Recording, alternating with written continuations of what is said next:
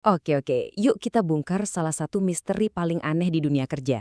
Kenapa sih software yang harganya selangit, yang katanya canggih banget, seringnya malah jadi pajangan doang? Jawabannya tuh tersembunyi di dalam sebuah teori yang namanya kedengaran rumit tapi aslinya keren banget. Adaptive Structuration Theory.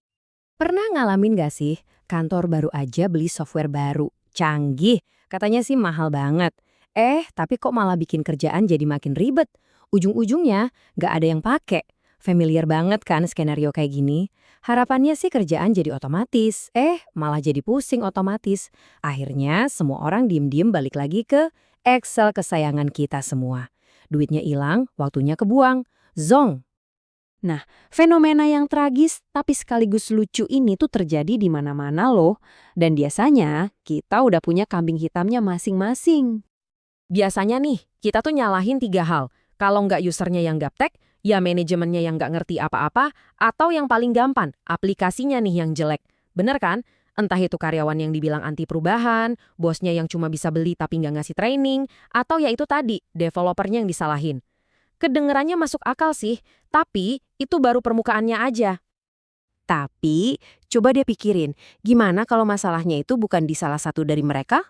Bukan di orangnya, bukan di teknologinya, tapi justru di interaksi antara ketiganya. Nah, di sini nih ceritanya jadi makin menarik. Ini nih yang kita sebut sebagai teori hubungan gelap manusia dan teknologi. Selamat datang di dunia Adaptive Structuration Theory, atau biar gampang kita sebut aja AST. Anggap aja ini kayak teori gosip, tapi buat ngebongkar hubungan yang rumit, kadang-kadang toksik, tapi sering banget justru produktif antara kita sama teknologi. Jadi, apa sih AST itu? Gampangnya gini, teori ini bilang kalau manusia sama teknologi itu saling membentuk. Hubungan kita sama teknologi itu bukan jalan satu arah, di mana teknologi cuma jadi alat doang. Enggak. Saat kita pakai sebuah software, software itu suka nggak suka ngebentuk cara kerja kita kan? Tapi, di sisi lain, cara kita pakai software itu yang kadang-kadang nyeleneh banget, itu juga ikut mengubah teknologi itu sendiri. Jadi saling ngasih pengaruh gitu loh. Konsep kuncinya di sini tuh namanya duality of structure. Biar gampang, bayangin aja ini kayak jalanan dua arah. Pertama, struktur, ini aturan mainnya, fitur-fitur teknologinya, itu ngebentuk cara kita bertindak. Tapi di saat yang bersamaan, tindakan kita, cara kita make teknologinya, itu juga mengubah struktur itu sendiri. Kayak jalan tikus deh, awalnya ada jalan raya utama, itu strukturnya. Tapi karena macet, orang-orang pada nyari jalan tikus, itu tindakannya. Lama-lama karena banyak yang lewat, jalan tikus itu jadi jalan umum bahkan mungkin di aspal. Nah, tindakan kita udah ngubah struktur jalannya. Persis kayak gitu hubungan kita sama software. Nah, proses saling oprek dan adaptasi ini punya istilah kerennya sendiri. Appropriation. Sederhananya, ini tuh cara kita mengadopsi atau memakai sebuah teknologi. Bisa sih kita nurut sama buku panduan, atau ya bisa juga suka-suka kita. Dan disinilah muncul dua kubu. Oke, kita perkenalkan si patuh versus si kreatif. Di satu sisi ada Jane. Sebut aja dia tim patuh. Dia pakai smartphone ya sesuai fungsinya, buat foto, email, telepon. Ini namanya faithful appropriation. Penggunaannya setia banget sama buku petunjuk. Efeknya, proses yang udah ada jadi lebih cepat. Inovasinya bertahap, aman. Tapi di sisi lain, ada Jill, si tim kreatif atau tukang oprek.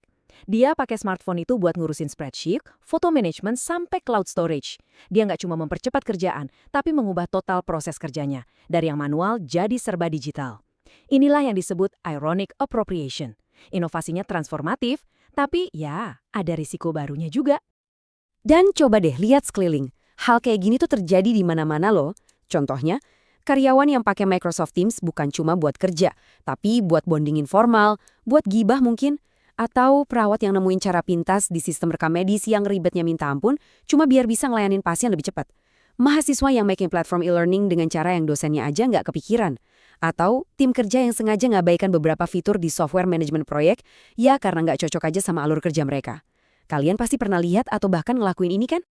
Nah, dari sini muncul pertanyaan. Si pemberontak ini apakah bisa jadi pahlawan?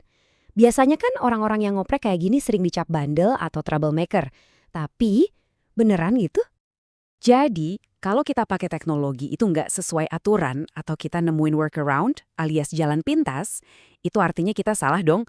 Workaround itu kan biasanya dianggap tanda sistemnya gagal kan, dan yang ngelakuinnya dianggap bandel. Siap-siap ya, karena jawabannya mungkin bakal bikin kaget. Dan inilah hasilnya.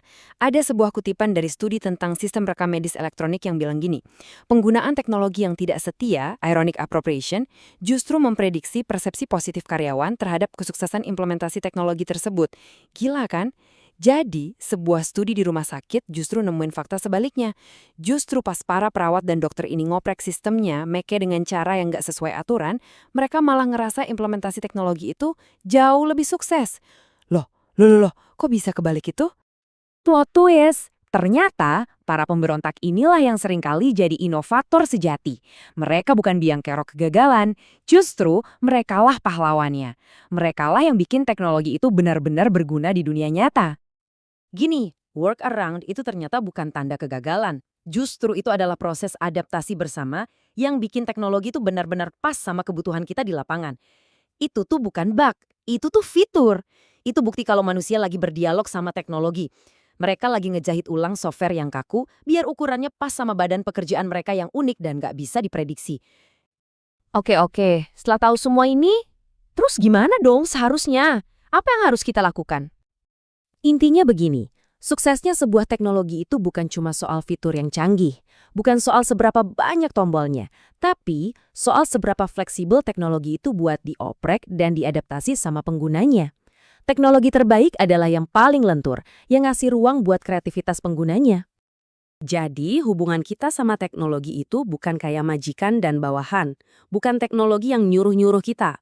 Anggap aja kayak partner dansa yang dinamis. Kadang teknologi yang mimpin langkahnya, kadang kita yang ngambil alih. Dan bareng-bareng kita menciptakan sebuah tarian kerja yang baru, yang indah, dan yang efektif. Jadi, saya mau tinggalin satu pertanyaan buat kamu. Lain kali kamu nemuin workaround buat sebuah software, pas kamu lagi ngeakalin sistem, coba deh tanya sama diri sendiri. Kamu lagi melanggar aturan, atau justru kamu lagi berinovasi? Nah, gimana? Suka dengan penjelasan yang kayak gini? Kalau iya, jangan lupa ya buat like, share, komen, dan yang paling penting, subscribe ke channel Belajar. Semua sumber referensi yang kita pakai buat ngebahas ini lengkap ada di deskripsi. Sampai ketemu di pembahasan berikutnya.